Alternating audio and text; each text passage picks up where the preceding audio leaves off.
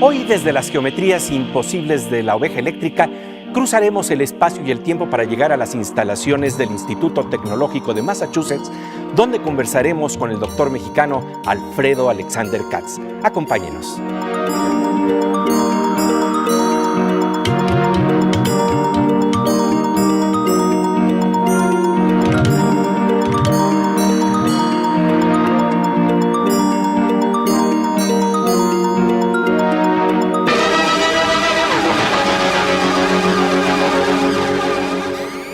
Bienvenidos al universo de la oveja eléctrica, el programa de ciencia y pensamiento de Canal 22.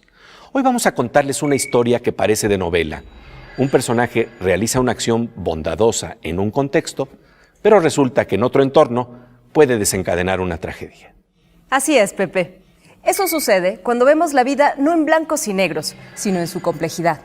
Algo así ocurre con los procesos de coagulación en el cuerpo que permiten restañar heridas, cicatrizarlas.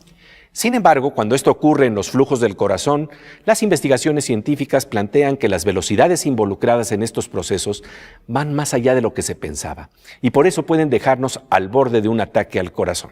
Investigaciones de vanguardia sobre este tema están siendo realizadas por el doctor mexicano Alfredo Alexander Katz, físico graduado en la UNAM, quien tiene un laboratorio en el Instituto Tecnológico de Massachusetts. Desde ese espacio, conversa con Pepe Gordon sobre la dinámica de flujos, de materiales suaves y comunicación de partículas que dan una nueva luz a lo que ocurre en nuestros cuerpos.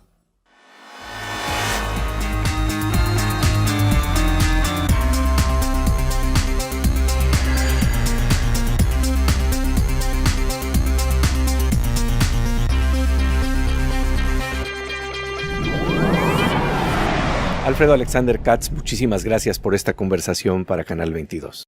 Gracias a ustedes. Oye, fíjate que lo que haces de alguna manera tiene que ver con el estudio de lo que se llaman materiales suaves, y hay algo muy mexicanamente que nos puede introducir a todo este proceso de estudio que tú llevas a cabo aquí. Yo estudio exactamente materiales suaves, pueden ser sintéticos o pueden ser biológicos. Nosotros, a final de cuentas, estamos hechos de materiales suaves, unos más suaves que otros. Si tocamos esta parte del cuerpo, es muy suave. El hueso también está hecho de materiales suaves, pero es mucho más duro, como lo sabemos.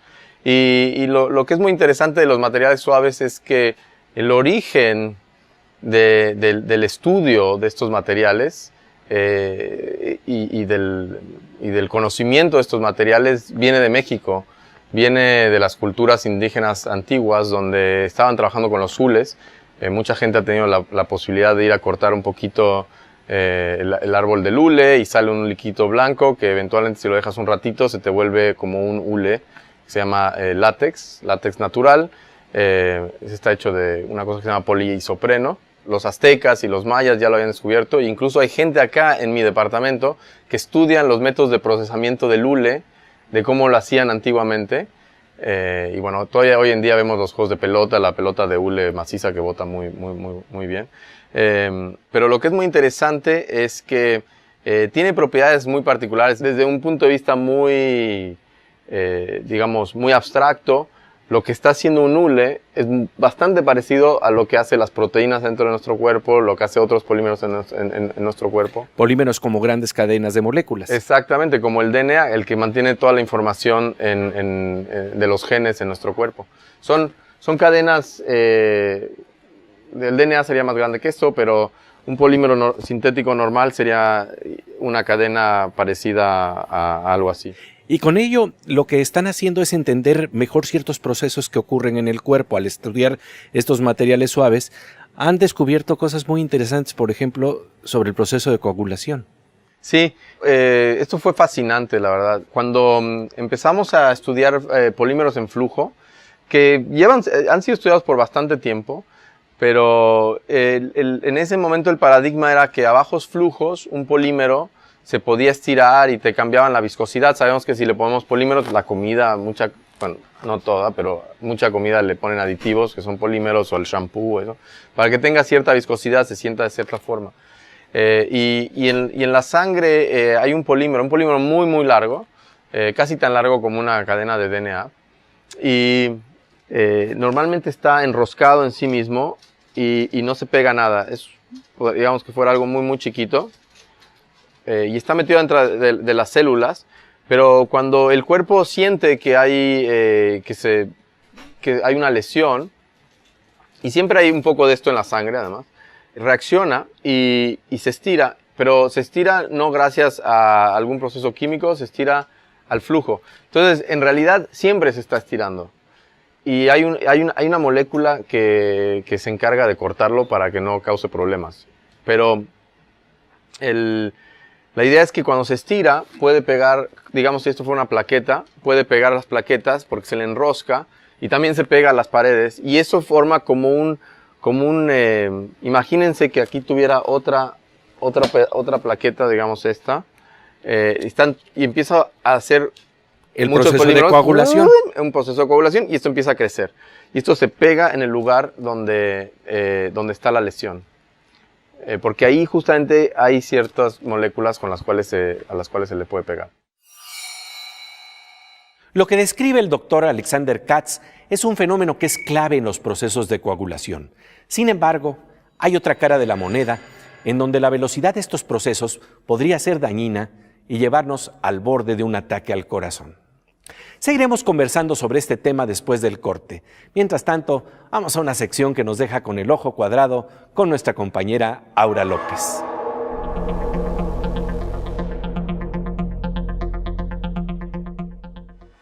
Querida Aura, pues ahora sí que nos vas a dejar con el ojo cuadrado porque a lo mejor los robots tienen ojos cuadrados.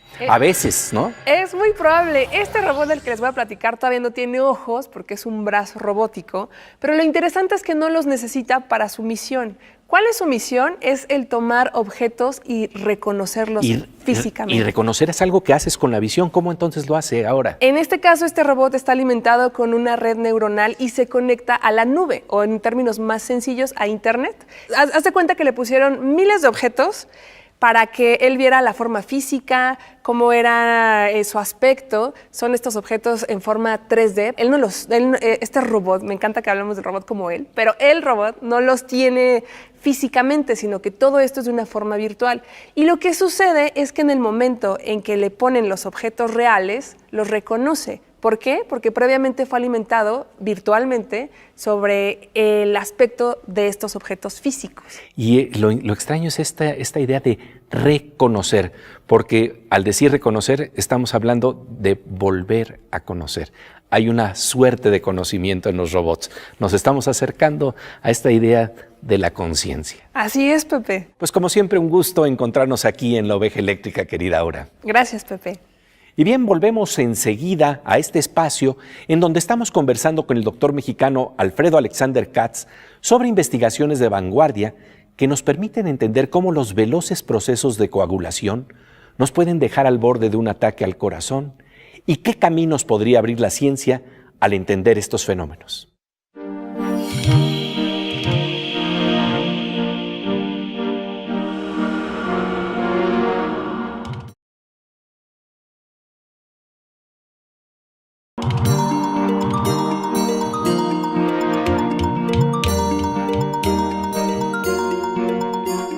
Como de rayo, estamos de regreso en La Oveja Eléctrica para hablar de los últimos estudios sobre un proceso de coagulación veloz que nos puede dejar al borde de un ataque al corazón. Pepe Gordon conversa con el doctor mexicano Alfredo Alexander Katz desde su laboratorio en el Instituto Tecnológico de Massachusetts sobre la paradoja del proceso de coagulación. Nos ayuda a restañar heridas, pero en otros casos podría precipitar una tragedia.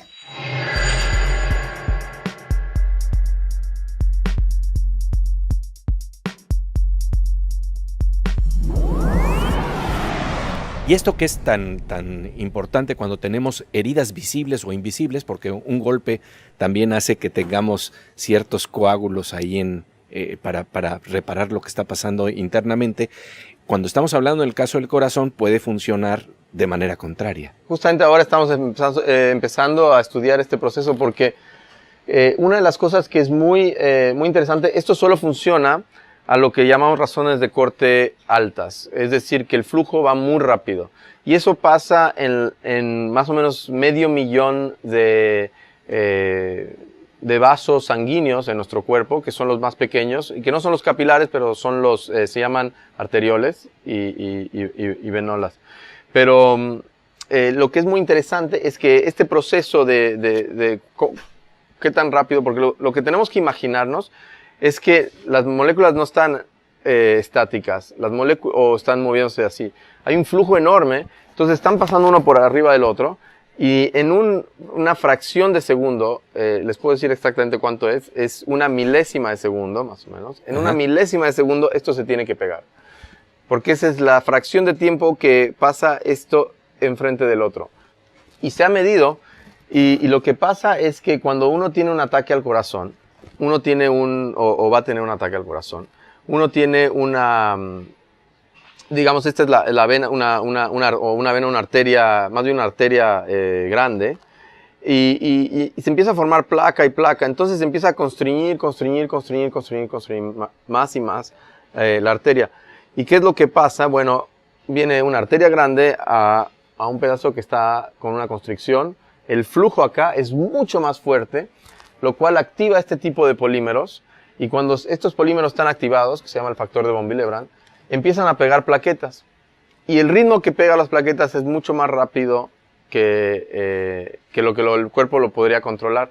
Encima de todo, obviamente uno se puede hacer la pregunta, bueno, pero ¿por qué no inmediatamente le da un ataque al corazón?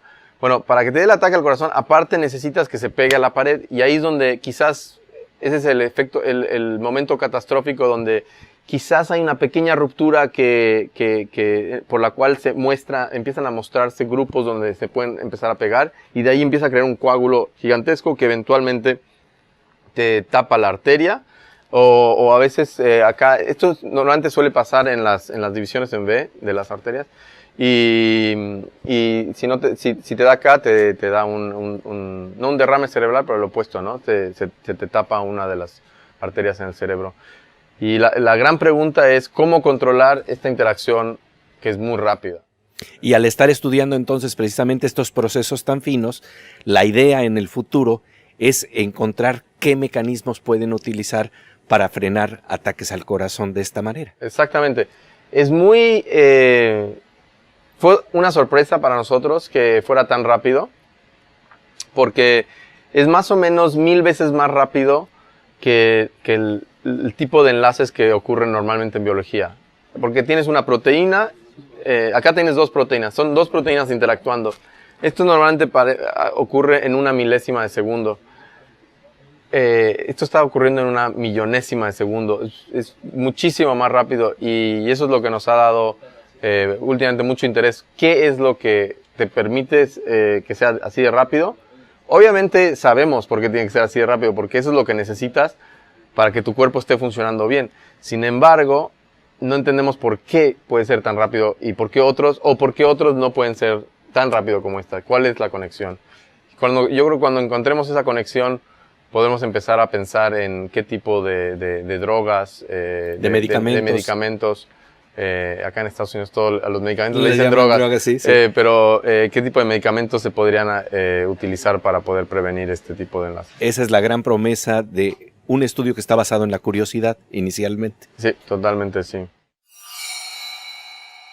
Lo interesante es que entender estos procesos, tratar de comprender la dinámica de flujos como lo hace el trabajo de punta del doctor Alexander Katz, abre la promesa de investigaciones de nuevos medicamentos para frenar ataques al corazón. Después del corte continuaremos conversando con el doctor mexicano Alfredo Alexander Katz, pero antes vamos a la sección Aguas con la Morsa, Aguas con el hacker, con el físico Manuel López Michelone, el famoso Doctor Morsa.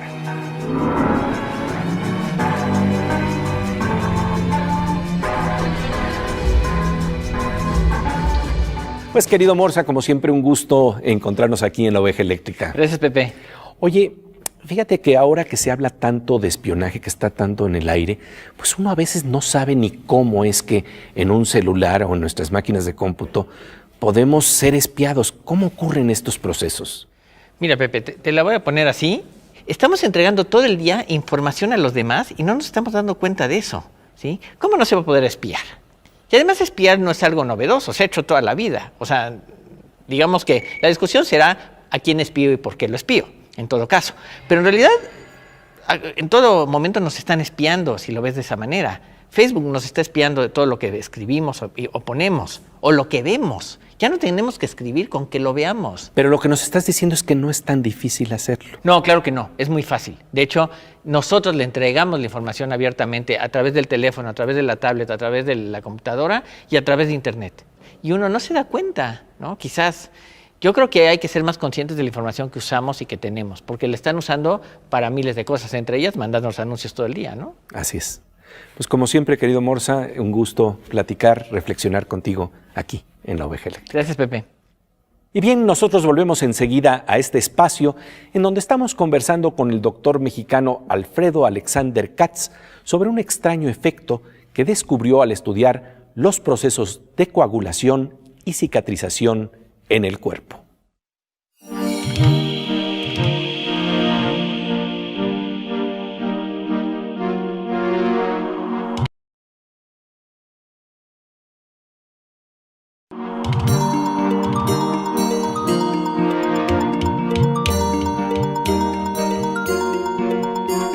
Como de rayo, estamos de regreso en La Oveja Eléctrica, en donde estamos conversando sobre lo que entiende la ciencia en torno a los procesos de coagulación y de cicatrización en el cuerpo. En este camino se encontró un interesante hallazgo. Pepe Gordon conversa con el doctor mexicano Alfredo Alexander Katz desde su laboratorio en el Instituto Tecnológico de Massachusetts. Resulta que, al tratar de comprender los enlaces muy rápidos que se dan en el cuerpo, la forma en que se pegan las cosas en el proceso de coagulación, descubrió, con un ingenioso mecanismo, un extraño efecto de comunicación entre partículas a larga distancia que no es de carácter electromagnético.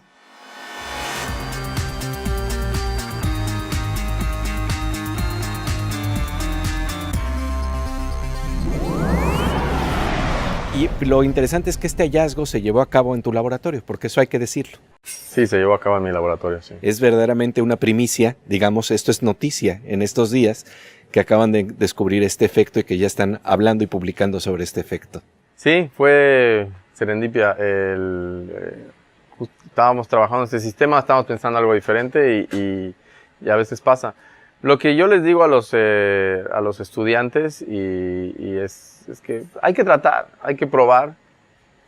Y bueno, mi filosofía es que se aprende mucho más de fallar que de conseguir algo. Y la razón es porque cuando fallas, aprendiste algo, dijiste, esto no funciona. Pero si dices, bueno, esto tiene que pasar así, y pasa así, pues no aprendiste nada porque ya sabías que pasó así, que tenía que pasar así. Quizás si es algo muy raro, bueno, hay que probar que sí pasa así, si lo haces en teoría. En este caso estábamos jugando con estos sistemas y pasó algo y había que explicarlos. Nos tomó 2 años explicarlo.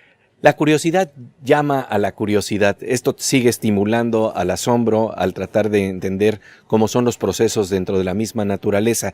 ¿Hacia dónde se está dirigiendo tu atención hoy en día, precisamente estimulada por esta curiosidad y estos hallazgos? Utilizando este mismo tipo de tecnología estamos tratando de entender de manera más profunda, obviamente con simulaciones y teoría, ¿por qué estas proteínas o ciertas proteínas que hemos estudiado antes se pegan mucho más rápido? ¿Por qué pueden hacer enlaces tan rápidos? Eso es algo que también es muy fascinante.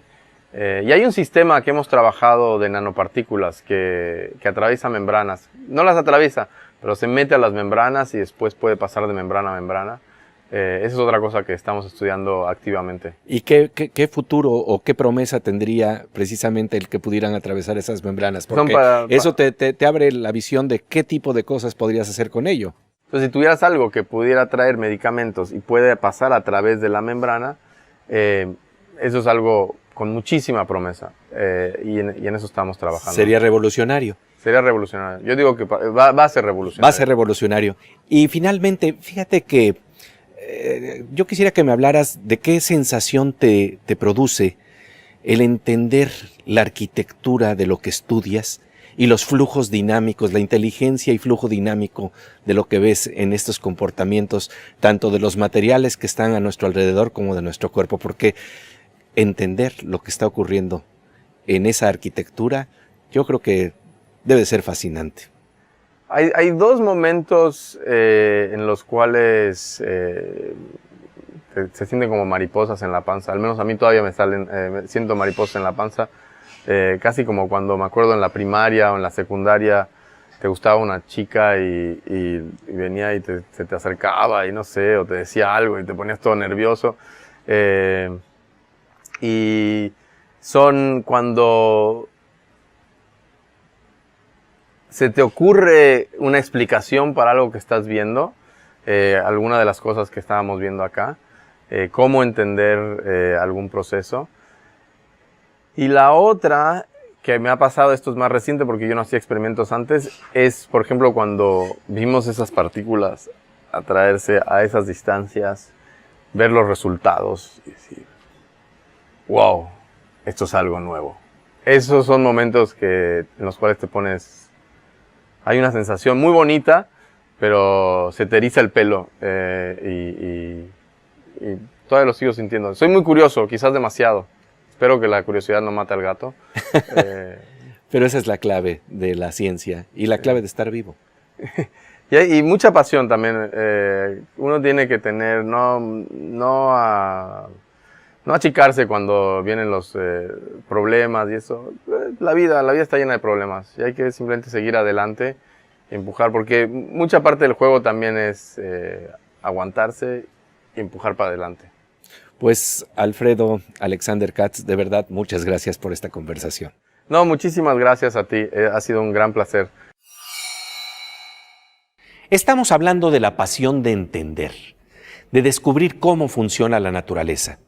Los trabajos del doctor mexicano Alfredo Alexander Katz abren nuevas vías para comprender los procesos de coagulación en el cuerpo y también para desarrollar nuevos medicamentos al descubrir fenómenos de comunicación que no imaginábamos, que rompen muros biológicos. Al adentrarnos en el entendimiento de cómo se forman las heridas en el cuerpo, se abren los elementos para evitar los daños que podrían estar asociados. Esto me recuerda una viñeta que nos trae la literatura. En la novela titulada El Mundo, Juan José Millás nos habla de su padre que investigaba lo que podría ser un bisturí eléctrico. En una ocasión, le comentó a su hijo emocionado: «Fíjate, Juanjo, cauteriza la herida en el momento mismo de producirla». Millás comprendió que eso es lo que hace la escritura. Cicatriza las heridas en el instante de abrirlas. El conocimiento, al explorar la herida, también nos ayuda a cicatrizarla. Pasamos ahora a una sección que nos abre justamente al poder de las palabras para describir el mundo que nos revela la ciencia. Vamos con la poeta Miriam Moscona.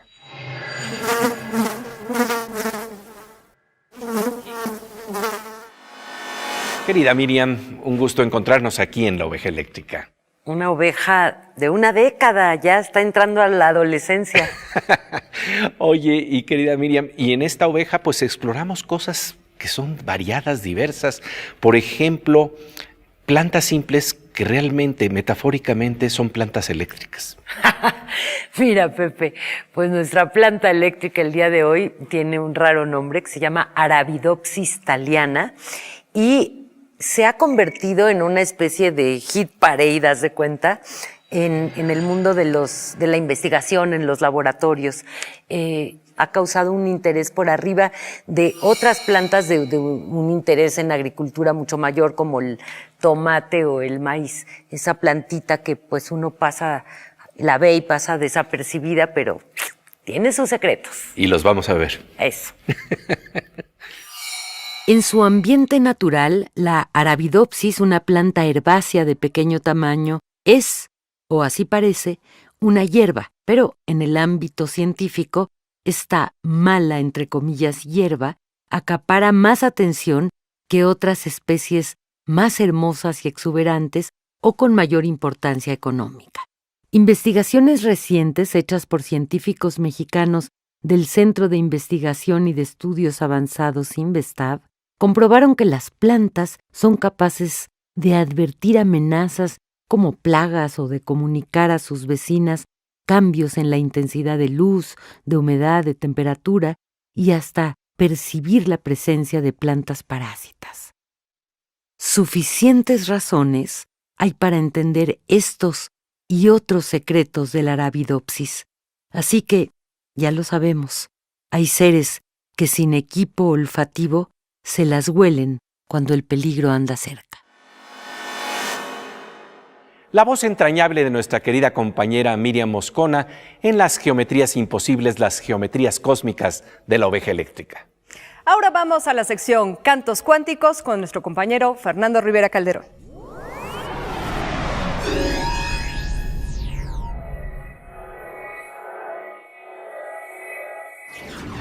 Querido Fernando Rivera Calderón, hoy hemos estado hablando de cómo la ciencia trata de evitar lo que está al borde de un ataque al corazón, pero creo que eso no funciona contigo. No, yo vivo, querido, en un ataque perenne al corazón. La verdad es que, pobrecito de este músculo que ha sido sujeto a tantas cosas terribles de mi parte, pero bueno, por eso le podemos cantar en esta ocasión. Es una canción autobiográfica, no se van a burlar, por favor. Estoy al borde de un ataque al corazón. Razón. No sé por qué tengo una herida sin cerrar. Errar. Estoy vibrando como vibra un diapasón. Pasón. Y por momentos me dan ganas de llorar. Orar. Estoy al borde de un ataque by the way. Por güey. Y mi destino es confuso y es incierto. Cierto. Tal vez violé de alguna forma alguna ley. Ey. Y no me queda casi nada de consuelo. Suelo. Oye, ya, ¿qué pasó, Pepe? Estás manchando con el eco, ¿eh? Que ya, estás editorializando el eco, mi querido Pepe. Así es, mi querido Fernando Rivera Calderón. Y bueno, pues esto es la forma de evitar un ataque al corazón, tal vez, con la música. La canción siempre ayuda, o a evitarlo, o a que te dé más rápido también. Pero bueno, en lo que nos da o no nos da, La próxima semana. nos encontramos por acá en La oveja eléctrica.